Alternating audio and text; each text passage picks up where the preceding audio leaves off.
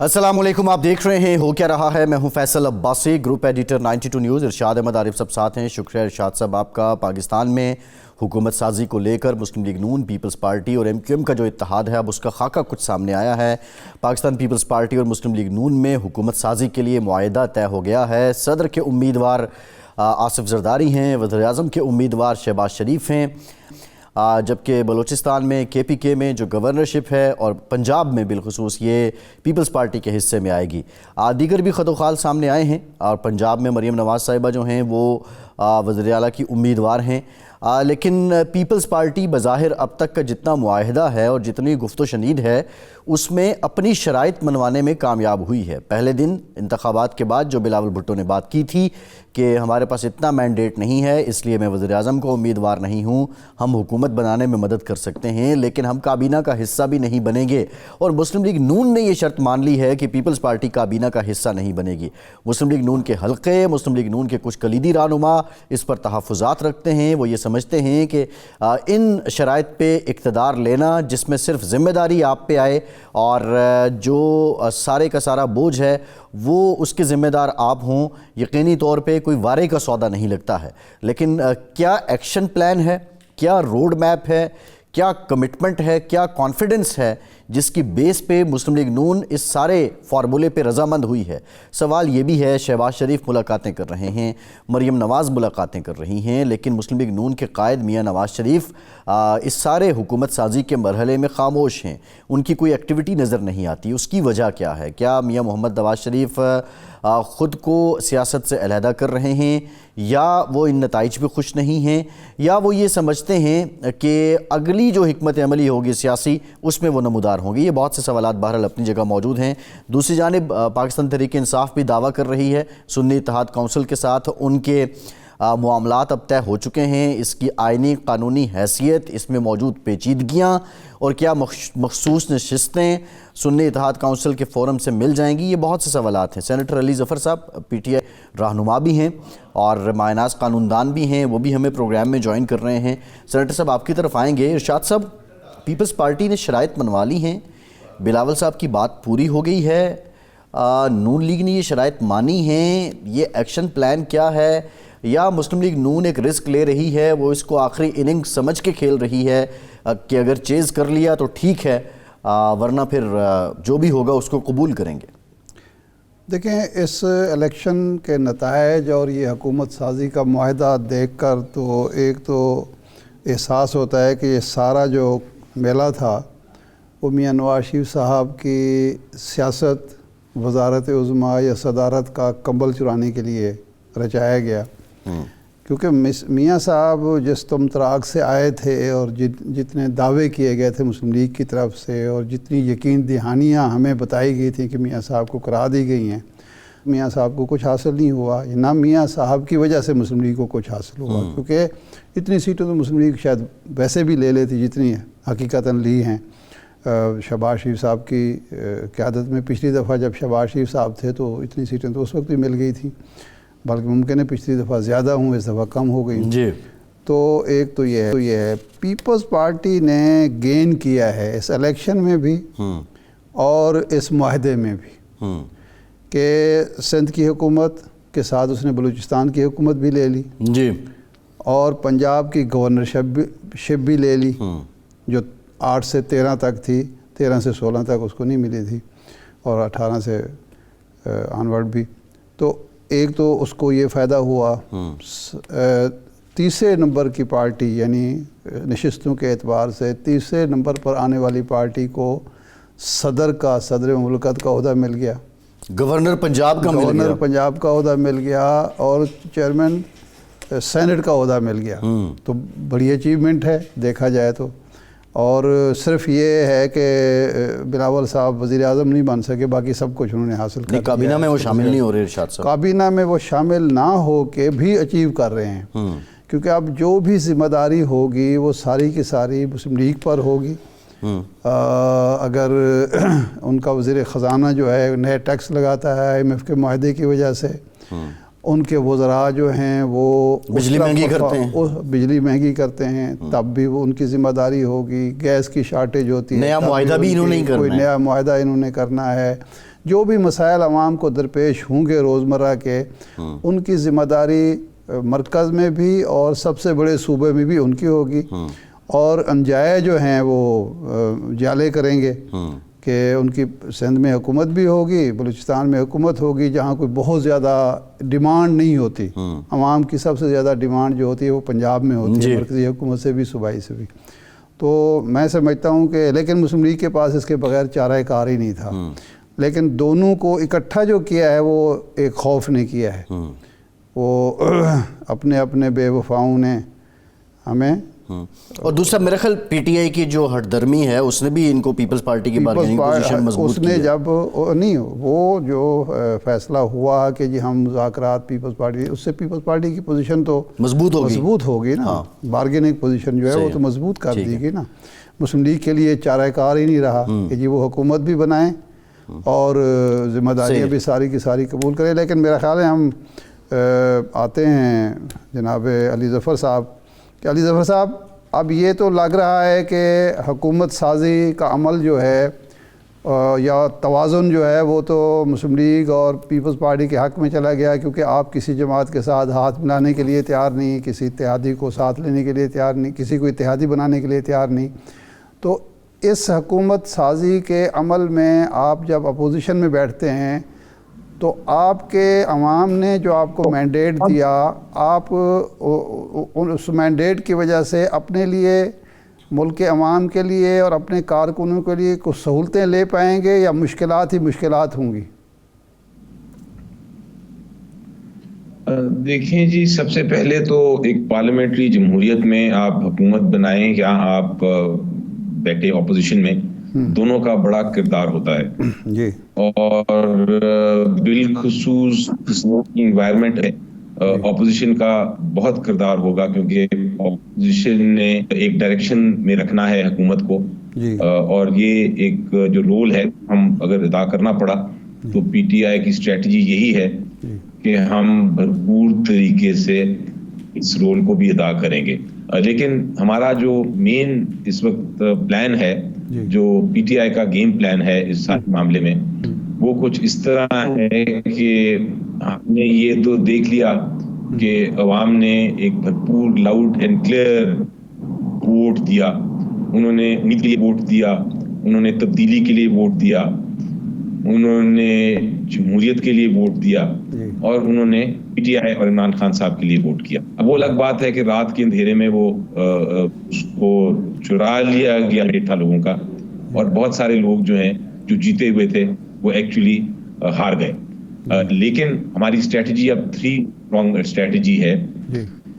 ایک تو یہ کہ پارلیمنٹ میں جو بھی نمبرز ابھی ہمیں نوٹیفائی ہوئے ہیں اس کے مطابق ہم بھرپور طریقے سے بنائیں گے، جہاں ہم اپوزیشن میں بیٹھنا پڑا ہم اپوزیشن میں بیٹھیں گے۔ اس کے ساتھ دوسری اسٹریٹجی یہ ہے کہ جو اسٹولن مینڈیٹ ہے، جو چوری شدہ مینڈیٹ ہے، اس کے لیے جو بھی قانونی جنگ ہے ہم وہ لڑیں گے، بیکاز وہ ہمیں جب واپس ملے گا انشاءاللہ تو پھر اس کے بعد خود بخود حکومت ہماری بن جائے گی، کیونکہ نمبرز آ جائیں گے۔ لیکن وہ لیگل بیٹل ہم نے چھوڑنی نہیں ہے۔ اور تیسرا جو ہمارا اسٹریٹجی ہے وہ یہ ہے کہ جہاں تک پروٹیسٹس ہیں، ہمارا ایک بنیادی حق ہے کہ ہم اسٹریٹ پروٹیسٹ کریں، سڑکوں پہ آ کے پروٹیسٹ کریں۔ جو جماعت اس وقت اس دھاندلی کے خلاف پروٹیسٹ کر رہی ہے اس کو جوائن کریں، یہ ہماری تیسری پورشن ہوگا اسٹریٹجی کا۔ تو اس طرح ہم سوچ رہے ہیں، اور کے پی کے میں ہماری حکومت بننے جا رہی ہے، وہاں ہم دکھائیں گے کہ ہماری کارکردگی کیا ہو سکتی ہے، لوگوں نے کیوں ہمیں ووٹ دیا تھا۔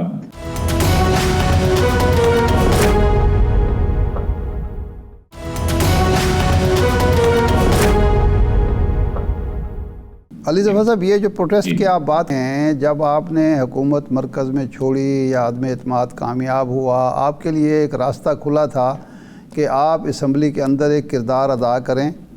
آپ کے پاس 4 حکومتیں موجود تھیں اور اس کے بعد پروٹیسٹ بھی ساتھ ساتھ چلتے رہے، لیکن آپ نے پروٹیسٹ کا راستہ اختیار کیا، جس کے نتیجے میں آپ قومی اسمبلی سے، پھر اس کے بعد پنجاب اسمبلی اور کے پی کے اسمبلی سے الگ ہو گئے اور پروٹیسٹ کے نتیجے میں آج پوزیشن یہ ہے کہ آپ کو چوری شدہ مینڈیٹ کی واپسی کے لیے عدالتوں کا رخ کرنا پڑ رہا ہے. تو یہ پروٹیسٹ کی پالیسی تو آپ کے خلاف نہیں گئی, آپ کو نقصان نہیں ہے وہ اس کا؟ جی دیکھیے, یہ پالیسی اور جو پہلی والی پالیسی تھی اس میں تھوڑا سا فرق ہے. پہلی پالیسی میں شاید ہم نے نیشنل اسمبلی سے استعفیٰ دے کے ہم نے سوچا تھا کہ شاید الیکشن ہو جائیں گے. اسمبلی ڈیزالو کر کے ہمارا خیال تھا کہ وہ کم از کم وہاں 90 دن میں الیکشن ہو جائیں گے, جو سپریم کورٹ نے بھی ہماری بات مانی, لیکن بہرحال وہ امپلیمنٹ نہ ہو سکا. یہ ہمیں نہیں اندازہ تھا کہ امپلیمنٹ نہیں ہوگا آئین کی پروویژنز, اور یہ کیئر ٹیکر سیٹ اپ چلتا ہی رہے گا, لیکن ہو گیا.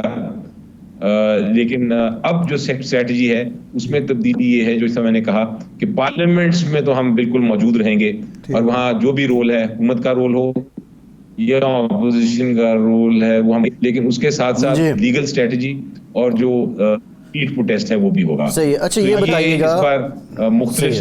ٹھیک ہے. اچھا یہ بتائیے گا علی ظفر صاحب کہ اب تک تو یہ کنفرم کر دیں کتنے بیان حلفی آپ کے حق میں آزاد امیدواروں نے قومی اسمبلی میں جمع کروا دی ہیں. دوسرا, سنی اتحاد کونسل کی جو چیئرمین ہیں حامد رضا صاحب, ابھی جو آپ کے رہنما ہیں بیرسٹر گوہر علی صاحب, سیکرٹری جنرل عمر ایوب صاحب, سٹیٹس ان کا کیا ہے؟ مطلب قومی اسمبلی میں آپ کا سٹیٹس کیا ہوگا اور اس وقت ان کا سٹیٹس کیا ہے؟ پارلیمانی لیڈر کون ہوگا؟ دیکھیں, جو آئین میں جو لکھا ہے پارلیمنٹری لیڈر وہ ہوتا ہے جو پارلیمنٹری پارٹی کا جو پارلیمنٹ میں کینڈیڈیٹس ہیں وہ جو سلیکٹ کرتے ہیں جس کو, اور چونکہ سارے کے سارے candidates actually P T I کے ہیں جو ٹرانسفر ہو کے ادھر جا رہے ہیں, تو جو پارلیمنٹری لیڈر ہوگا وہ ہمارا پی ٹی آئی کے ہوں گے, اور جو ریکمینڈیڈ لیڈر ہیں نیشنل اسمبلی میں وہ تو اگر تو پرائم منسٹر کی سلاٹ کے لیے الیکشن ہوا تو عمر ایوب صاحب ہوں گے, اور اگر لیڈر آف دا اپوزیشن کا ایشو ہوا تو لیڈر آف دا اپوزیشن بھی عمر ایوب صاحب ہی ہوں گے.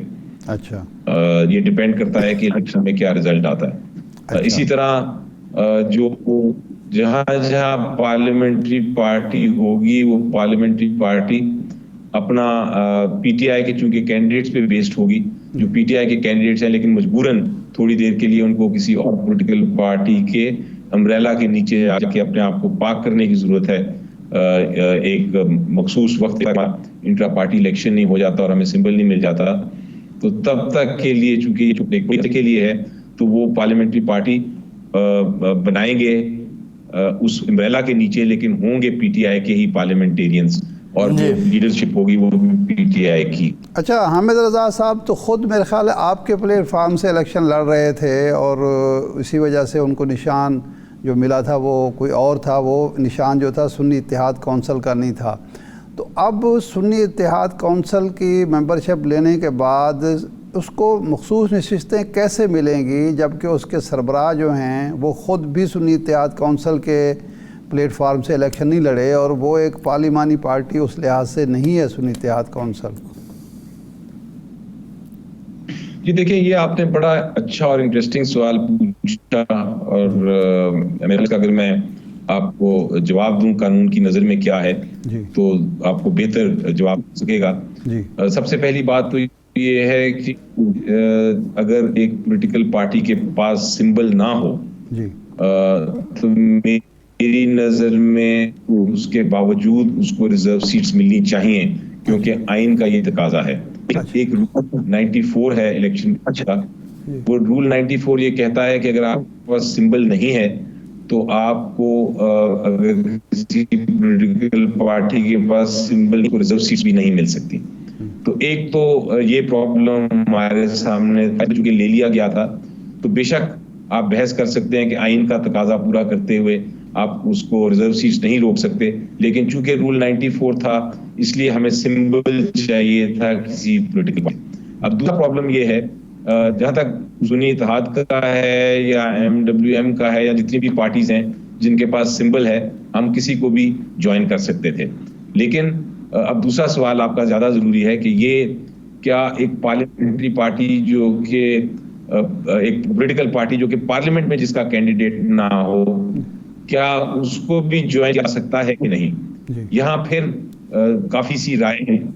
ایک تو رائے یہ ہے کہ آپ کا کم از کم ایک ممبر ہونا چاہیے پارلیمنٹ میں. آپ اس کو تب بھی جوائن کریں گے تو سیٹ ملے گی, ورنہ آپ کو فائدہ نہیں. اگر ایک پارٹی ہے ہی باہر, اس کو جوائن کرنے کا فائدہ نہیں. لیکن دوسری طرف بحث یہ ہے کہ یہاں لفظ لکھا ہوا ہے پولیٹیکل پارٹی, یہ نہیں لکھا ہوا کہ پارلیمنٹ میں اس کا ممبر ہو یا نہیں. اس لیے دونوں طرف کی ڈیبیٹ, میرا خیال ہے یہ معاملہ الٹیمیٹلی عدالتیں ہی اس کو سالو کریں گی. ہو سکتا ہے الیکشن کمیشن آف پاکستان ہماری بات نہ مانے اور ہمیں چیلنج کرنا پڑے, اور یہ معاملہ آگے جا کے عدالت میں پھر فیصلہ ہو فائنل. صحیح ہے, بڑی متوازن آپ نے رائے دی ہے علی ظفر صاحب. یہ بتائیے گا, آپ اپوزیشن میں بیٹھیں پارلیمان میں یا آپ حکومت میں بیٹھیں, آپ کا فطری اتحادی کون ہوگا؟ مولانا صاحب سے آپ کے رابطے ہیں, کیا وہ آپ کے فطری اتحادی ہیں, یا اور جو جماعتیں آپ کے ساتھ شور کر رہی ہیں دھاندلی کا, وہ آپ کے فطری اتحادی ہیں؟ دیکھیں, ایک کامن پلیٹ فارم تو ہے دھاندلی کے خلاف, جو ایک پلیٹ فارم ہر ایک کے پاس ہے. جو اس کے خلاف آواز اٹھانا چاہتے ہیں وہ ہمارے ساتھ چلیں گے, لیکن اس کے ساتھ ساتھ پھر آپ کی ایک بیک گراؤنڈ بھی ہے, ایک ماضی بھی ہے مختلف پارٹیز کے ساتھ. جو تلخیاں ہیں یا جو ایشوز ہیں سیاسی بھی اور مینیفیسٹو کے حساب سے بھی اور نظریاتی بھی, وہ سارے ایشوز جب تک ریزالو نہیں ہوں گے تو اس سے آگے جانا مشکل ہوگا. لیکن میری نظر میں ہر پولیٹیکل پارٹی اور ہر جو جماعت ہے اور ہر جو کینڈیڈیٹ ہے جو الیکٹ ہو کے آیا ہے وہ قابل عزت ہے, اور ان کے ساتھ کم از کم مذاکرات شروع کرنے میں حرج نہیں ہوتا. مذاکرات کی یعنی جس کو کہتے ہیں کہ talk for the purposes of talking, گفتگو شروع کرنی تاکہ آپ مذاکرات کر سکیں. ابھی تو یہ سٹیج ہے, وہاں گفتگو والی وہ ضرور ہونی چاہیے. اس کے بعد آگے کیا نکلتے ہیں راستے, آگے جا کے آپ چیز پہ کامن پلیٹ فارم ملتا ہے مختلف جماعتوں کے ساتھ, وہ پھر آگے جا کے دیکھا جائے گا. لیکن فی الحال تو ایک وہ پلیٹ فارم ہے کہ اگر یہ دھاندلی ہوئی ہے تو اس دھاندلی کا حل کیا ہے. اگر زخم لگا ہے جمہوریت پہ تو اس زخم پہ ملہم کس طرح لگانی ہے اور زخم علی ظفر صاحب دور کس طرح کرنا ہے. ابھی یہ جی علی ظفر صاحب, آپ کے وفد نے ملاقات کی مولانا فضل الرحمان صاحب نے, انہوں نے کھلے دل و دماغ سے اور کھلے باہوں سے آپ کو خیر مقدم کیا. آپ کا ملاقات کے بعد خاموشی چھا گئی. اب شنید یہ ہے کہ آج مسلم لیگ نون کے وفد نے ان سے ملاقات کی ہے اور بلوچستان میں حکومت سازی کے حوالے سے بھی ان کا تعاون مانگا ہے اور ان کو آفر کیا ہے KPK میں گورنرشپ بھی. تو کیا وہ رابطے بس اس دن ختم ہو گئے یا مزید کوئی ملاقات ہوئی, اور کیا کوئی چیز طے بھی ہوئی ہے مولانا فضل الرحمان کے ساتھ, یا بس آپ اس کے بعد آپ کو ضرورت محسوس نہیں ہوئی یا ان کو ضرورت محسوس نہیں ہوئی آگے پڑھنے کی؟ دیکھیں, یہ تو میں کنفرم کر سکتا ہوں آپ کو کہ کوئی چیز طے نہیں ہوئی.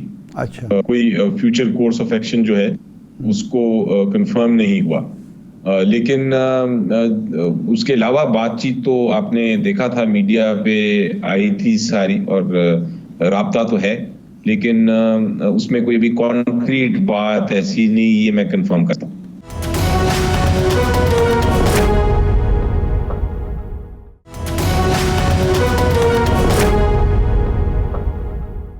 یہ بتائیے گا علی ظفر صاحب, آج مریم نواز صاحبہ جو نامزد وزیر اعلیٰ ہیں مسلم لیگ نون کی طرف سے پنجاب میں, انہوں نے اپنا ایک ایکشن پلان دیا کہ وہ ہر گاؤں میں پینے کا صاف پانی پہنچائیں گی, بلا سود قرض دیں گی. پاکستان تحریک انصاف KP میں جو گورنمنٹ بنانے جا رہی ہے, جہاں پہ آپ شور ہیں آپ کی گورنمنٹ ہونی ہے, آپ کا روڈ میپ کیا ہے, آپ کا ایکشن پلان کیا ہے, آپ کا ویلفیئر پروگرام کیا ہے؟ ابھی تک ایسی کوئی بات ہم نہیں سن رہے آپ کے فورم سے, ماں سوائے دھاندلی کے شور کے علاوہ. جی آپ بالکل, آپ نے وہ بات کی ہے جو میں بھی کر رہا ہوں اپنے لیول پہ, جو ہماری انٹرنل میٹنگز ہیں ان میں, کہ اس کے ساتھ ساتھ کہ یہ 3 پرونگ اسٹریٹجی جو اپنائی ہوئی ہے جس کا میں نے ذکر کیا, اس کے علاوہ چونکہ KP میں ہماری حکومت بن رہی ہے تو اب ہماری ایک مینیفیسٹو جو آلریڈی پبلک ہو چکا ہے، کیا ایکشن پلانز ہیں، اس کے اوپر ہمیں اسٹریٹجائز کرنے کی ضرورت ہے. اس میں بہت اہم چیزیں ہوتی ہیں کہ آپ کی جو بیوروکریسی ہے وہ کون سی چوز کر رہے ہیں، آپ اپنی پولیس کی سائڈ کون سی چوز کر رہے ہیں، آپ اپنی اکنامک ٹیم کون سی لے کے آ رہے ہیں، وغیرہ وغیرہ. جو ہمارے ڈیزگنیٹ چیف منسٹر ہیں وہ اس پہ کام شروع ہو گیا ہے، اور اب وہ ٹیمز جو ہیں اس کی تشکیل دی جا رہی ہے. ہمارے پاس اصل میں فائدہ یہ ہے کہ کے پی کے میں چونکہ پی ٹی آئی کی حکومت کافی عرصے سے ہے، تو یہ ایک کیری فارورڈ ہوگا. جو پہلے کام ہے جو لوگوں نے جس کو سراہا ہے، جس کی وجہ سے ووٹ دیا ہے، وہ کاموں کو کنٹینیو کریں گے اور ان کو امپروو کریں گے، ان کو بہتر کریں گے. تو میرا خیال ہے ہمارا کام کے پی کے میں کافی آسان ہے.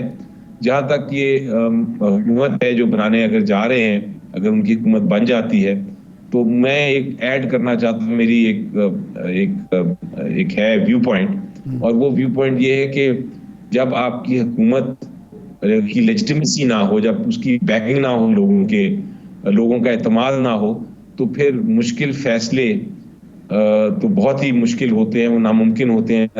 آسان فیصلے بھی نہیں لیے جا سکتے، اور اس میں اسپیشلی جب آپ کی حکومت ڈیپینڈ کر رہی ہو باقی لوگوں کی کنسنٹ پہ، باقی لوگوں کے ووٹ پہ، جو کہ حکومت میں بھی نہ ہوں، تو پھر اور بھی آپ بلیک میل ہو جاتے ہیں، اور بھی مشکل ہوتا ہے. تو مجھے نہیں لگتا کہ ایسی حکومت میں کسی کو آنا بھی چاہیے، اگر آ بھی گئے تو وہ حکومت چل نہیں سکے گی. وہ ہم نے دیکھا ہے تاریخ میں، اگر آپ ہسٹری پڑھیں، جہاں جہاں ایسی حکومتیں آئی جن کی لیجٹیمیسی نہ ہو، وہ بڑی کمزور ہوتی ہیں، زیادہ دیر لاسٹ نہیں کرتی. اچھا یہ فرمائیں کہ آپ اپوزیشن میں تو ظاہر ہے آ رہے ہیں، مرکز میں اور پنجاب میں آپ اپوزیشن میں ہوں گے، کے پی کے میں آپ حکومت میں ہوں گے. اب جو سب سے بڑا مرحلہ درپیش ہے نئی حکومت کو، وہ ہے آئی ایم ایف کے ساتھ نیا پروگرام لینا، نیا معاہدہ کرنا. ماضی میں آپ کے خلاف پروپیگنڈا ہوا، وہ لیک ہوئی ایک ترین صاحب کی گفتگو اور پنجاب کے وزیر خزانہ کی، جو کہہ رہے ہیں کہ جی ہم اس میں روڑے اٹکائیں، ہم اس میں اپنی کنسنٹ نہ دیں کیونکہ یہ پروگرام جو ہے حکومت کو مضبوط کر دے گا. اب اگر یہ پروگرام کی طرف حکومت جاتی ہے تو آپ اپوزیشن کے طور پر اور کے پی کے حکمران کے طور پر حکومت کے ساتھ، وفاقی حکومت کے ساتھ تعاون کریں گے، یا پچھلی دفعہ کی طرح اپنی شرائط منوانے کی کوشش کریں گے، اس کو استعمال کریں گے ایک بارگیننگ ٹول کے طور پر؟ جی دیکھیں، جہاں نیشنل انٹرسٹ ہوتا ہے، جہاں قوم کا فائدہ ہونا ہے، جہاں ملک کا ایشو ہے، تو وہاں تو پھر آپ سیاست سائڈ پہ کرتے ہیں اور آپ وہی فیصلہ کرتے ہیں جو کہ ملک کے مفاد میں ہو. تو سرٹنلی پہلا تو کنڈیشن یہی ہوگی کہ جو بھی فیصلہ ہوگا یا جو بھی ہمارا ایشو ہم ریز کریں گے، وہ اگر ملک کے مفاد میں کوئی چیز ہے تو اس کو بالکل ہم اپوز نہیں کریں گے. لیکن جو میرا اپنا اندازہ ہے وہ یہ ہے کہ جب آپ بات کرتے ہیں آئی ایم ایف کی، یا آپ بات کرتے ہیں یورپین یونین کی، یا آپ انٹرنیشنل ایجنسیز کی بات کرتے ہیں، تو ان کی ایک کنڈیشنلٹی ہوتی ہے. وہ کنڈیشنلٹی یہ ہے کہ آپ ملک میں گڈ گورننس ہو، اور گڈ گورننس کی جو پہلی کنڈیشن ہے وہ یہ ہے کہ آپ کی جمہوریت کتنی مضبوط ہے اور کتنی اسٹرانگ ہے اور صاف شفاف ہے. تو ہو سکتا ہے کہ یہ جب آئی ایم ایف یا جو فورن ایجنسیز ہیں، وہ چونکہ یہ سارا معاملہ جو ہوا ہے اس الیکشن میں وہ سب کے سامنے ہے، تو ممکن ہے کہ وہ اپنی یہ کنڈیشنز پہلے خود ہی ریز کریں، اور اگر وہ ریز کریں گے تو میرا خیال ہے وہ ہماری قوم فائدے میں ہوگا. لیکن ہمارا، جیسا میں نے کہا کہ فرسٹ پرائیورٹی از کہ جہاں بھی کوئی قوم کی ضرورت ہے، قوم کا ایشو ہے، ایک نیشنل انٹرسٹ کا معاملہ ہے، اس معاملے میں تو ہم کسی صورت میں اپنا جو سیاست ہے اس کو سائڈ پہ کر کے فیصلے کریں گے.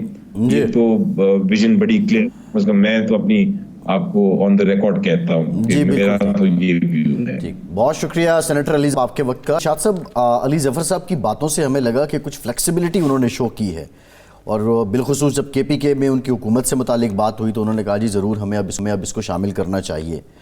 اوورآل دیکھا جائے، ہم نے پہلے بھی بات کی، نمبر گیم دیکھیں، مسلم لیگ نون بھی نواز شریف صاحب کو ہم دیکھیں تو لگتا ہے کہ وہ بھی کوئی حکومت لینے کے موڈ میں نہیں ہے.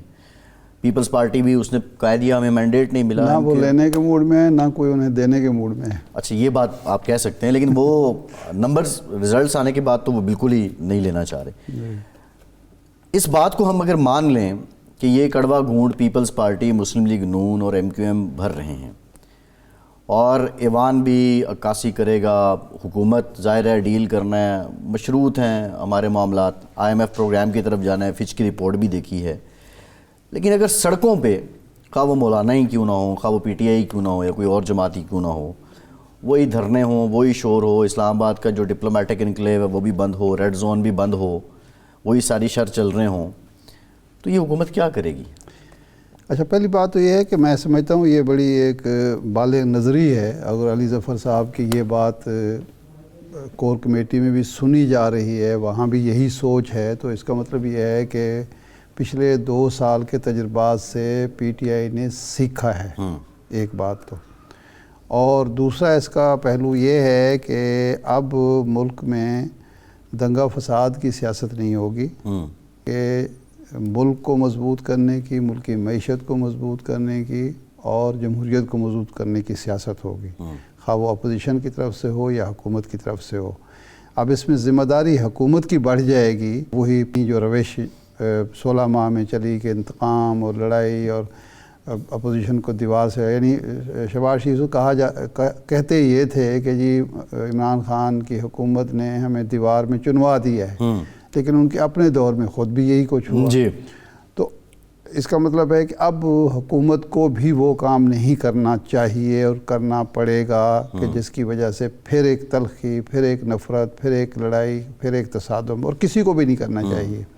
ماضی کو خیر بات کہہ کے جو بشارت حسین صاحب بات کر رہے ہیں نا, وہی بات ہی مناسب اور موزوں بات ہے. دوسری بات یہ ہے کہ اپوزیشن کا, یہ میں کئی دفعہ دہرا چکا ہوں, حاجی سیف اللہ خان صاحب ایک پارلیمنٹیرین تھے بڑے قابل, اور مجھے 93 کی بات ہے کہ حکومت بن گئی محترمہ بینظیر بھٹو صاحب کی, اور اپوزیشن تھی میاں نواز شریف صاحب کی, اور 10 سیٹوں کا فرق تھا, 10 یا 8 سیٹوں کا قومی اسمبلی میں. تو میں نے کہا بھائی صاحب یہ حکومت کیسے چلے گی, اتنی بڑی اپوزیشن آ گئی ہے. تو انہوں نے کہا تھا کہ دیکھیں اپوزیشن چھوٹی یا بڑی نہیں ہوتی, جی اپوزیشن لائق یا نالائق ہوتی ہے. بڑی زبردست بات ہے. اگر تو لائق اپوزیشن ہے تو وہ 30 لوگ بھی کافی ہوتے ہیں, اور انہوں نے مثال دی کہ 71 کے بعد جو بھٹو صاحب کی حکومت بنی اس میں 30 لوگ تھے, آخر میں وہ 11 رہ گئے تھے, باقی سارے بھٹو صاحب نے شامل کر لیے تھے, کیونکہ وہ بادشاہ سلامت تھے, وہ ان چیزوں پر یقین رکھتے تھے کہ کوئی پولیٹیکل پارٹیز ایکٹ ہے یا کوئی پارٹی ہے یا اس کا ممبر ہے, وہ جس کو چاہتے تھے توڑ لیتے تھے. تو لیکن اس نے ناخن چنے چبوائے. آئین جب بنا تو اس 36 یا 35 ممبران کی اپوزیشن نے بنیادی جو فلسفہ تھا پیپلز پارٹی کا, سوشلزم, وہ لفظ نہیں آنے دیے آئین میں. جی اسلامائزیشن کو شامل کیا, اور بہت ساری اور چیزیں. پارلیمانی نظام, بھٹو صاحب صدارتی نظام چاہتے تھے, پارلیمانی نظام قبول کرنا پڑا ان کو. پھر انہوں نے اپنی مثال دی کہ جنید صاحب کے مقابلے میں جو ان کے یہ جو انڈیپینڈنٹ پارلیمنٹری گروپ تھا وہ 14-15 لوگوں پر مشتمل تھا. جی لیکن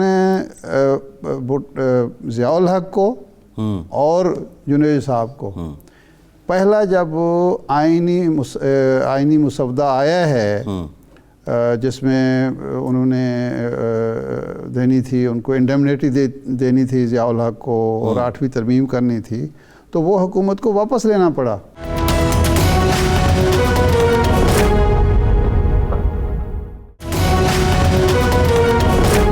بریک کے بعد ایک بار پھر سے آپ کو خوش آمدید کہیں گے. ہمیں جوائن کیا ہے پاکستان پیپلز پارٹی کے سینئر رہنما قمر زمان قاہرہ صاحب نے. قاہرہ صاحب مبارک ہو, معاہدہ مسلم لیگ نون اور پیپلز پارٹی میں طے پا گیا.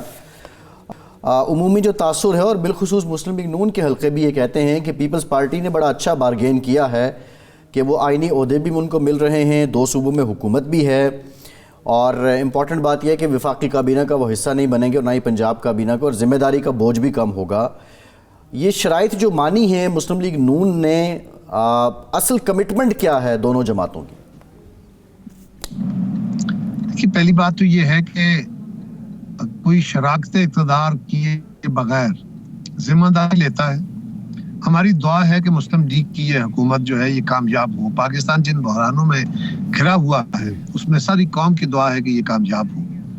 अब ये फरमाइए अल्लाह ना करे हालात जैसे हैं, अगर खुदा न खास्ता ये डिलीवर नहीं कर पाती तो आप हमें बख्शेंगे तो नहीं? मीडिया हमें बराबर का हिस्सेदार ठहराएगा कि जनाब आपने तो हुकूमत बनवा।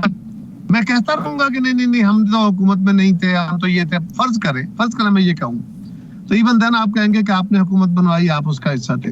तो हम ये सारा बर्डन लेने के बावजूद हिस्सेदारी नहीं कर रहे, इसलिए कि यकसुरी के साथ एक जमात अपने फैसले करे और पाकिस्तान जिन बहरानों में है उन बहरानों से निकालने की सही करे।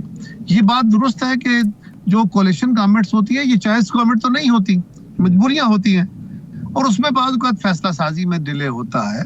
अच्छा, ये फरमाएं कि अब मुस्लिम लीग नून के JUI से मुलाकात हो रही है और मुज़ाकरात हो रहे हैं और वो हिस्सा मांग रहे हैं बलूचिस्तान वो कहते हैं जी हमें वज़ारत आला दें। तो ये तय पा गया है कि बलूचिस्तान की हुकूमत आप बनाएंगे और मुस्लिम लीग पाबंद है आपका साथ देने की?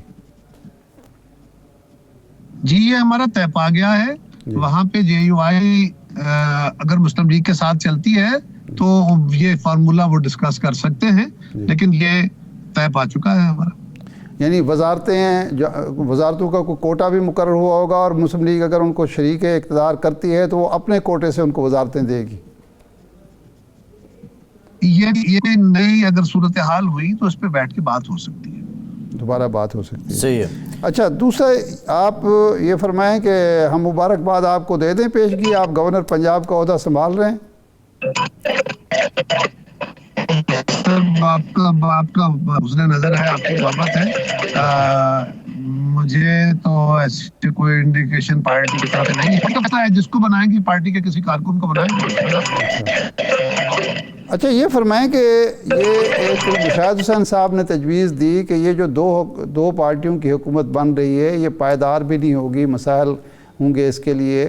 तो बेहतर ये था कि दूसरी पार्टी एक पार्टी जो सबसे ज़्यादा सीटें लेने वाली पार्टी है उनसे बात की जाती और जनाब नवाज शरीफ साहब जाके मिलते और उसके अलावा सियासी कैदियों की रिहाई का ऐलान किया था जिसमें इमरान खान साहब भी शामिल थे। सियासी कैदियों की बात जनाब बिलावल भुट्टो साहब भी करते रहे हैं। तो क्या आप इस फार्मूले से कोई इत्तेफाक करते हैं और क्या ये सियासी कैदी हैं जो इस वक्त अंदर हैं?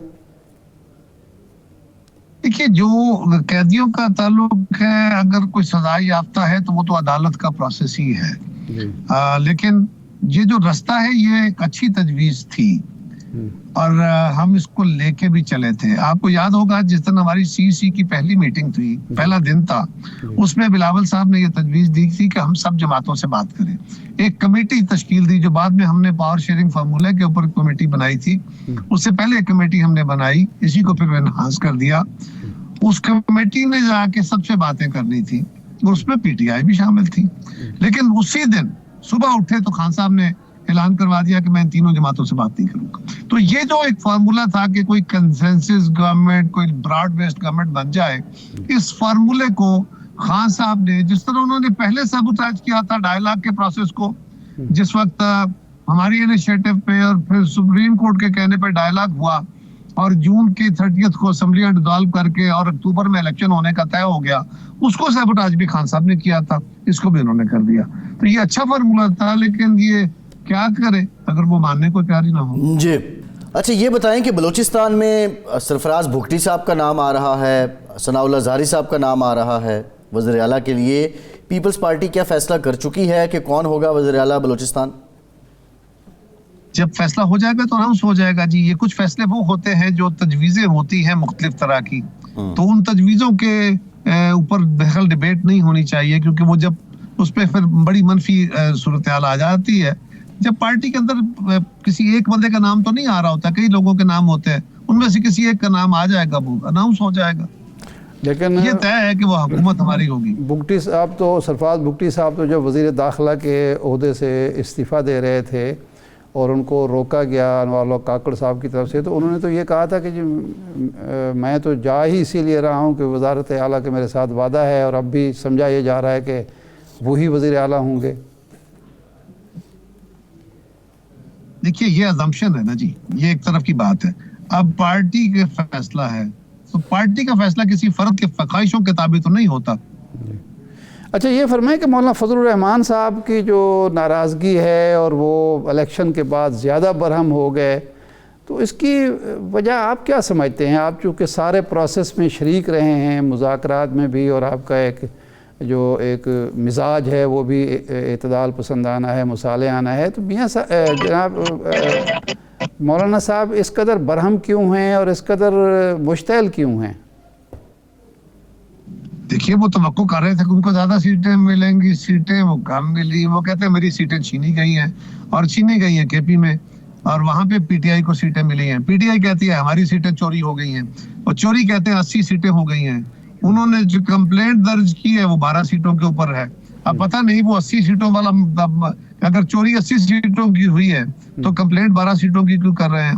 اور پھر مولانا فضل الرحمان صاحب جو ہے وہ بھی کر رہے ہیں۔ یہ ایک عجیب سی صورت ہے۔ مولانا کا ہم سے تو گلہ نہیں ہے، جن سے ہوگا ان سے کر لیں۔